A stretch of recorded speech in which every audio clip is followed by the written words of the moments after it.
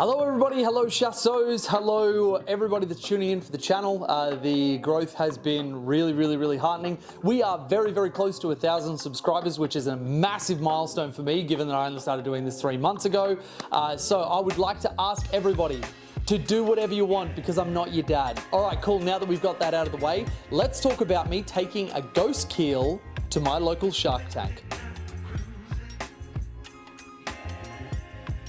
Alright, so here we are at the Game Center. I have just pulled up. We are using the brand new microphones that our patrons have got us, which is fucking awesome.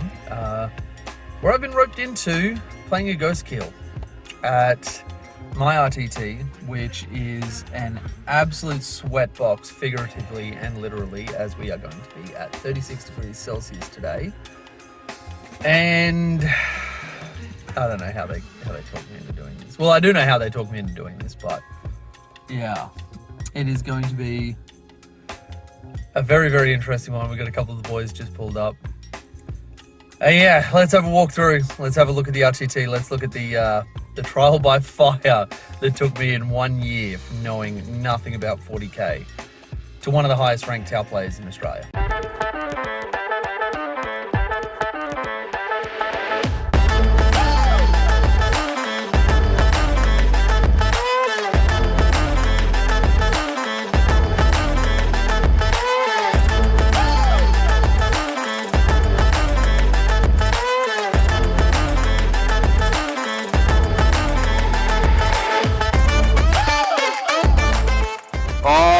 Oh, here we go. What up, Fuckerino? What's up, man? How you doing? Good to see ya. Sorry, I've got everything rolling. This is all on camera. Hey, how you doing, man? Harley? Yeah, nice to meet you, dude.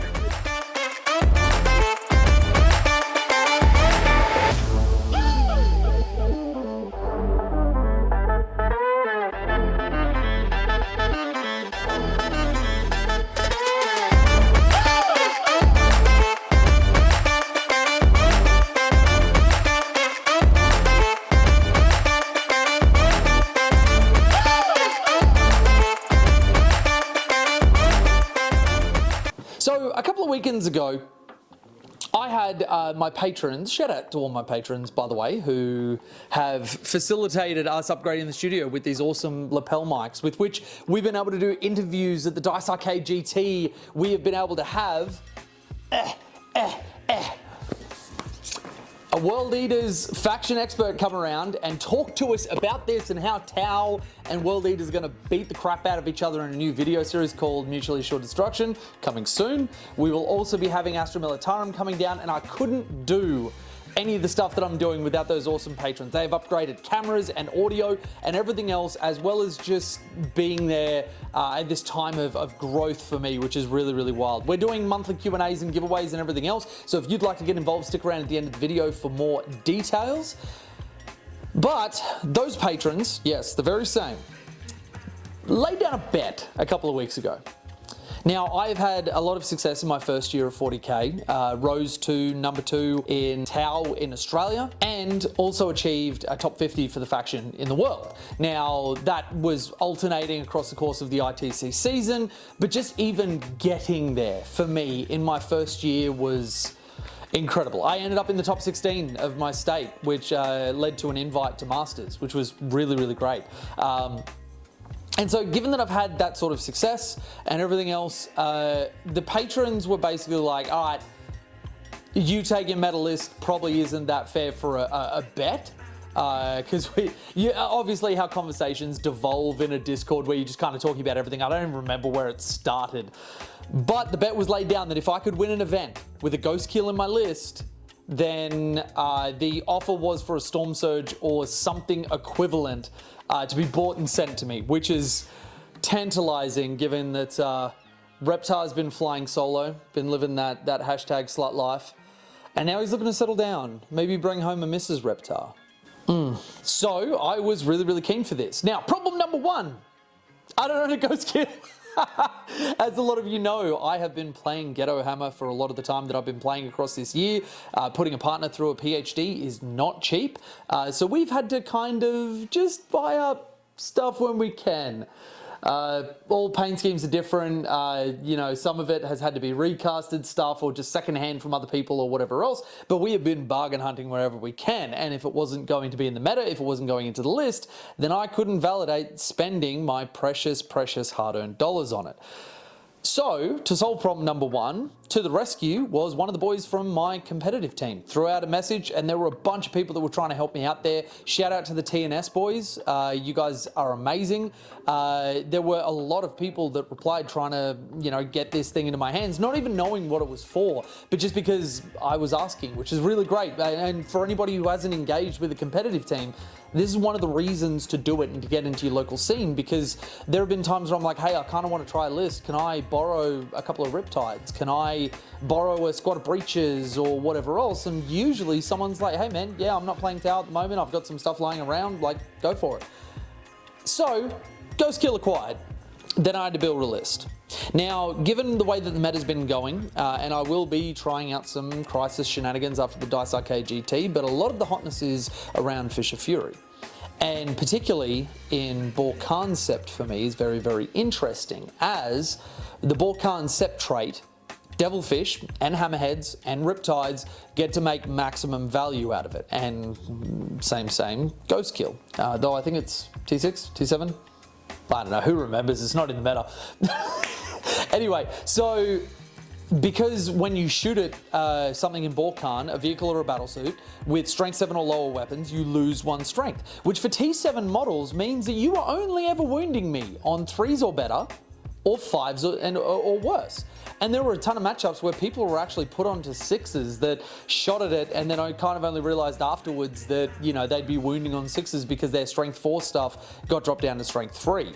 And obviously he's a decent opponent. I offered, you know, hey, would you like to change your order? And actually every single one of them were great competitive players, and were like, nah, you know what? You told me this stuff beforehand. I should know this. I'm just going to go through with it, which I respected. And so I look at the Bork'an list, Fisher Fury. I still went into something that could score and play the game, but having this Ghostkeel in there and trying to make up its points. Now, I did have to drop a Hammerhead for it and a couple of other things. I will chuck my list in the description so that you can have a look at it. This list, at my Shark Tank of an RTT, and I'm going to cut in bits of footage from the event as I took stuff when I was showing up, and a little bit of a walkthrough and a couple of interviews and breakdowns. If you haven't checked out, I'm doing shorts now as well on YouTube. I mean, I am in shorts, but, you know, just don't be weird. Get your head out of the gutter. And so I've got some stuff up there from the actual event if you want to go and check that out, including Cooper blowing up a Bloodthirster. I don't have footage of it happening. I was in the middle of my own game, but just a chat with him afterwards, which, you know, I'll intersperse in amongst this video at appropriate times.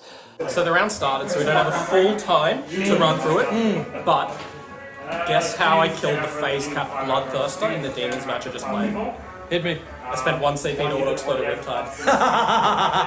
The DW02 had taken it down to 2 wounds. That's so good. 2 8 damage of shooting phases. Yeah, and then yeah. the DW02 down another 2, had 2 left. Pretty miffed when I didn't get it. Yep. And then I killed a Riptide, so I auto-exploded, dealt 2 mortal wounds and found the skill in hands. Fucking huge, man. Yeah. Best luck round 3, bud. This Ghostkeel at my Shark Tank of an RTT, which is, it has most of the players there being in the top 5 of their faction. There are a lot of rank 1 best in faction players that go to this RTT regularly. And so my RTT is not some seal clubbing, you know, blast fest where I just go through and I clean up everybody, which does happen at certain other places, just not this one. And so I took this thing into one of the hardest environments that I possibly could for a 1-day event, and I went 2-1 with it, playing 2 Demons players. One of them was rank 3 in Australia. That felt pretty good. That felt pretty good, taking this meme of a list and having to do that well. I had a 66% win rate with a freaking Ghostkeel. Now, what are the things that make the Ghostkeel even remotely competitive or usable? Well, the first one that comes to mind for me is that I put on it the only Auspex that exists within our faction. Now, this one was a little bit weird for me. When our book came out, I was really surprised that for an army that literally operates in 2 phases of the game, because movement, and movement is very important for us. I'll have a video coming out about that. But we only operate in the shooting phase. you could argue your opponent's charge phase with Overwatch, but that's a 1 CP strat unless you've got a model with the war gear on it. And even then, not a lot of lists are taking that all that regularly. So we have all specs on this thing. You have to take the early warning override on the Ghostkeel to be able to get it. It's a prototype system upgrade. Now, what does that mean? It means that the Ghostkeel can all specs within 12 inches for things that come down. That was very relevant against demons. And it means that I can Overwatch for free and on 5s, which is great. I took the 2 flamers because I didn't really want to roll the dice. Like if someone was going to charge me and I could use this thing aggressively in that sort of manner, because of it, 2 flamers, 2d6 plus 4 is just awesome. And then I had the Cyclic Ion Raker, which is a 6-shot, shittier little brother of the Riptide gun. And then obviously you had its drones there. Now, that ability is one of the only things that even breathes this thing life, even though it's not being seen in the meta, because it's just strictly outshone by other things within its role. It does have the rule to be able to forward deploy, which is nice, I guess. And then it also has the rule that if you are outside of 18 or if it is the closest eligible target, if it is not the closest eligible target, it cannot be shot at, which is nice. And I don't imagine a tiny little Tau channel like mine has anybody with any influence watching it, but seriously, if anybody does, G-Dub, just take away the or closest eligible target and you will make this thing an S-tier model that Tau players will actually want to run. If you cannot shoot it outside of 18, then this thing becomes really, really fantastic. It's not as dangerous as Crisis Suits and Riptides that is going to be a massive problem. But what it does give it is the ability to not conflict with obscuring ruins that we want to be hiding Riptides and Devilfish and Crisis Suits and everything else. We only have so much space on the board. And if we could have one of these things just sitting out in the open, knowing that it's not going to be shot at, that would be fantastic. Now, a lot of the shooting in the game wants to get within 18 inches of you anyway. Yes, there's a lot of melters that are 24 and that sort of stuff, but I don't think these things are oppressive enough from a datasheet perspective or a weapon perspective that if we were to run triple of them and we've got them sitting out the back of the board, that people are going to be like, oh my god, this game's oppressive. Especially when Riptides exist and Crisis Suits exist and Hammerheads exist and Commanders exist. I think you need to give it a lot of play. Anyway, that's neither here nor there. So, let's go through, and I want to chat with everybody about exactly how I did in these games, how I scored, what my secondaries were, and how I took this Ghostkeel to a 66% win rate, even into 2 matches of our hardest red that we could possibly go, Demons. Okay, apologies, it's loud in here. Of course, round 1, we go into Demons, Josh Brody, which I get paired into every goddamn tournament. I literally cannot ever escape playing this goddamn Demons list. It is our red matchup, and I am on a mean Ghostkeel. This is what our board looks like. Deployment. That's 60 right there. We're going to go to shooting phase now. I'm going to resolve this 1-1 like And let's see how this goes. Also, quick scan of the room. There are multiple rank 1 and rank 2, or even just top 5 in factions in this room. Bow! Ow! Do. Oh yeah.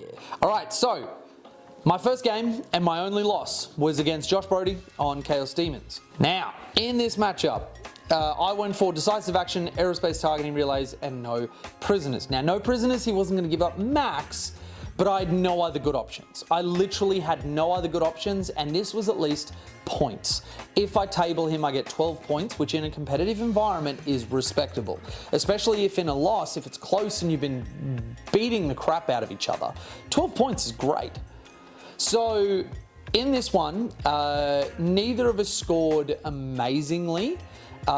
We did end up running out of time just towards the end, but we were able to at least finish off the game from a completionist perspective. I got a minimum of 8 on all of my secondaries, even in a losing game, which for me is quite nice. The primary was probably where it fell down the most, and I think that's where it gave him the game.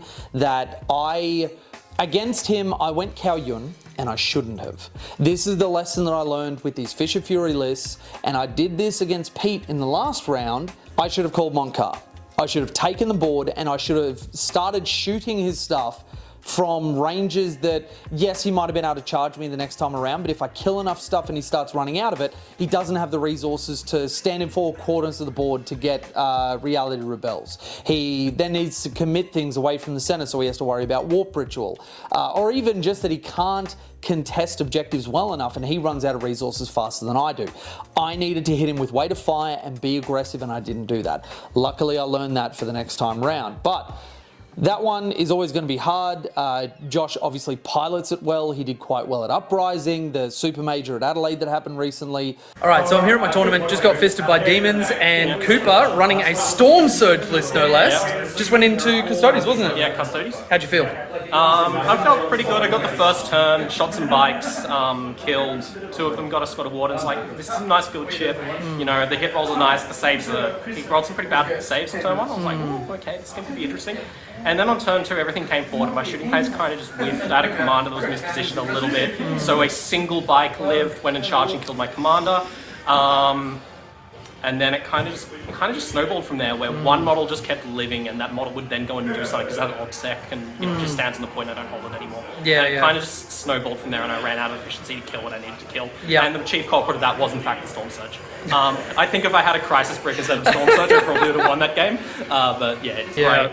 I took Clean Victory, Decisive Action, and Aerospace because he's playing MSU Custodes. Yep. It was a lot. He had 14 units. Yeah, like, Clean Victory is always a hard one. You really need to succeed. So I got 9 from Clean Victory actually. Oh, that's huge. I didn't score. Well, rough game, man. It's and now double Tau loss. Actually, looking at all the Tau players around here, I think everybody had a rough. There was a Tau mirror, so there was. So Tau had a real rough for round 1. So So if there's what? How many people are at this event? 26. Yeah, and so we've got 5 Tau players and 4 of us lost. Yep. So there's a good chance of a Tau mirror in round 2. Probably. Yeah. Oh god, I hope it's not me. I fucking hope it's not me. Then we get on to playing James on Death Guard. Now, James is always a fantastic opponent. I think I've got a little clip of me talking just before it.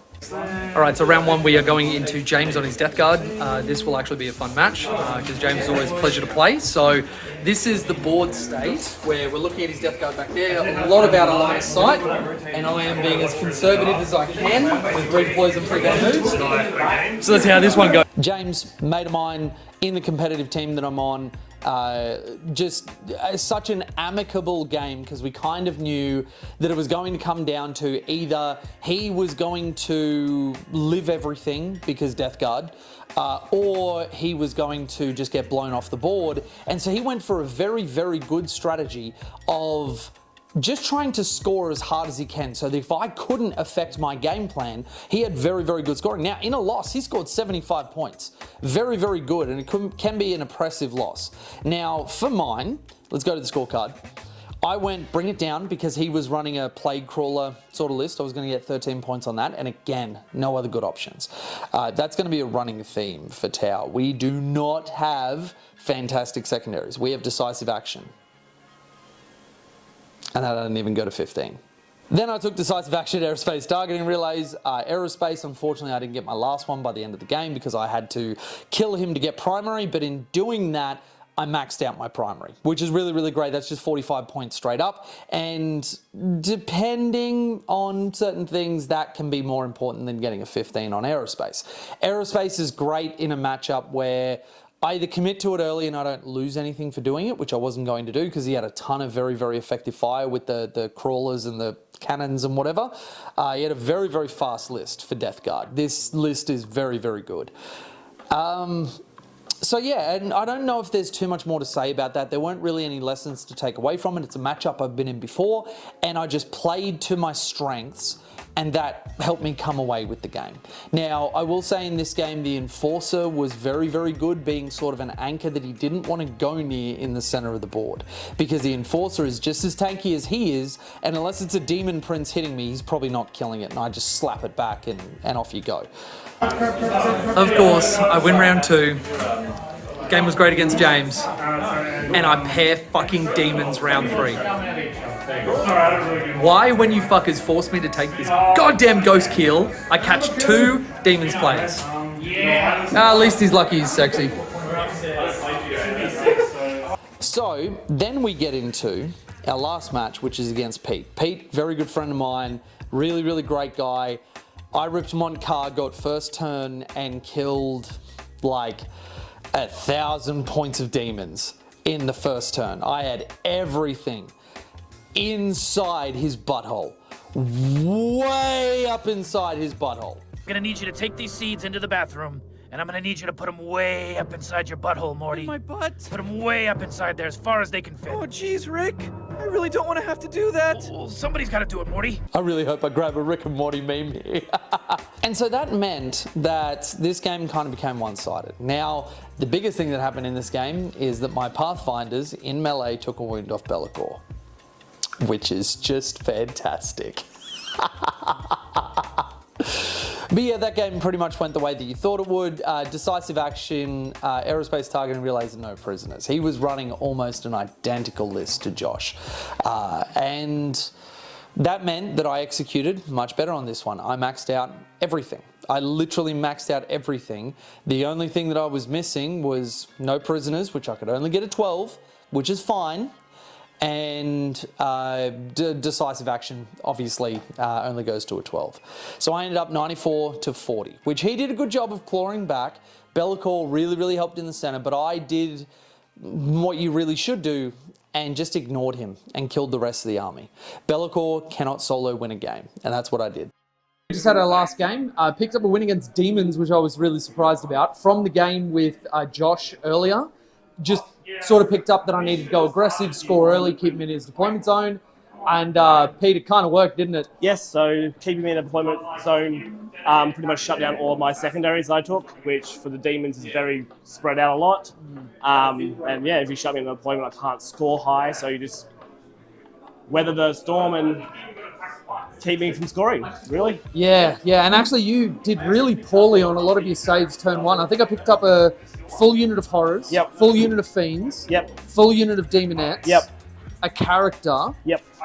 and I got off like two aerospaces in turn one, Yep. which was just, I didn't expect that. I really didn't expect that. But yeah, so going aggressive into demons was really, really good. Yep, definitely the way to go. It's hard because I lost so much in the first turn. Yeah. I lost a lot of my sort of little stuff to kill your little stuff. Yeah. And because you move blocked me so much in my deployment, I couldn't get out and charge when I needed to. Yeah. So I think this one just sort of comes down to getting diced a little bit and just me going aggressive. I think if I went really passive, you just would have taken over the board. Yeah. It would have been really hard to shift you. That comes out of your old video of using Crude Hounds as move blockers. I can't believe you've actually watched that. Yeah. The Ghostkeel in each of these games, Death Guard, he did literally nothing. He sat up the back of the board. If he poked his head out and those crawlers got a look at him, he was going to die hard. So he just sat at the back and he got me points. Oh no, he did kill some Death Strad Terminators, which was really, really great. 3 damage guns, what can you do? But he also made sure that points I didn't want the Death Shroud coming down on. He just threatened to, if you come down within this range, I'm going to shoot at you, and if you lose too many of them, that becomes problematic. James had taken, I believe it was behind enemy lines, because again, this was a very fast list. Some of his plague drones and whatever they are, they buzzed up the board, tee-hee.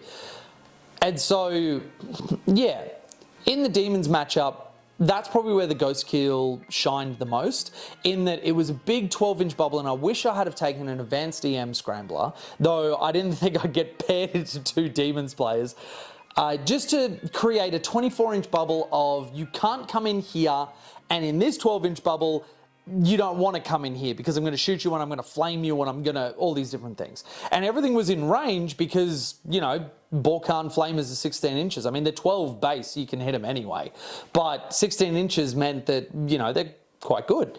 Would I do anything differently? Yes, I dropped the Ghostkeel. Fuck you, fuck you, fuck you. You're cool. And fuck you, I'm out. But to win this bet, and I do want to win this bet because Daddy needs a...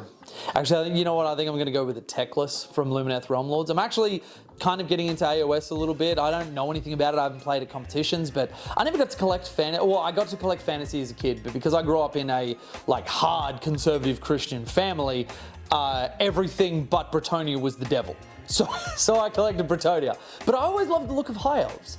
And now that I'm an adult and I'm unshackled by religion, I really want to, and Lumineth is basically high elves in that setting. It's disappointing that I can't collect my childhood army and actually play it in tournaments and everything else. There's been rumours that the old world's coming back, which I hope it is. You can see I've got some Skaven up in the back, which we've been ghetto shopping as well to try and get up. Probably going to look at having a good mate of mine who does professional painting, getting them done for me.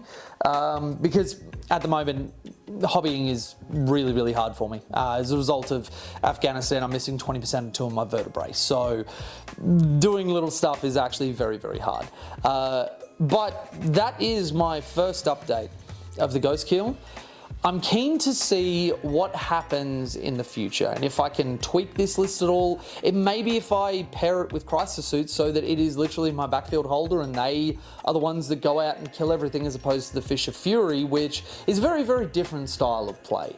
One of the things that I found that I'm missing in a lot of lists with Fish of Fury is the ability to alpha strike somebody properly no matter what their army is, because Eldar Sisters, Astra Militarum, all that sort of stuff, I can alpha strike them pretty well with breaches. But if I go into something like Custodes, or I go into Death Guard, or I go into anything which has got even a percentage chance that I don't blow it off the board with breaches, which are 1 damage guns, and they're strength 6 AP2, yes, but they're not as consistent as the way that I run my Crisis.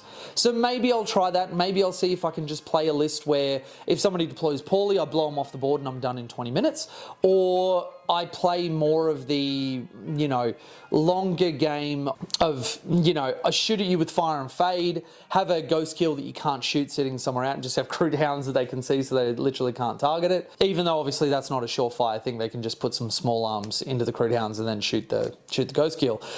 But even that, it's sitting up the end of the board and just covering off an area that they may want to deep strike for battlefield data or behind enemy lines, because that was taken very, very regularly in the last few tournaments that I've had. Maybe that'll have some play, but who knows? I'll give you an update of Ghostkeel Part 2. But I hope you guys enjoyed the video. On screen now will be all of my wonderful patrons. You guys are amazing. Thank you so much for being here with the studio and being responsible for all these upgrades, for the audio, for the video, for everything else which is coming. And I know that there's been a little bit of time in between content, but I have literally not had a moment to myself for the last 2 weeks. It has been non-stop go. I've been lucky to be able to record this. But you guys keep me going forward, even when it's busy and it's hectic and I just feel like I want to fall into a bed and sleep for a million years. You guys are the things that keep me going. So, if you'd like to join them, follow the link down in the description. They get access to the Pantheon Studios Australia Discord. They get access to me and asking me questions.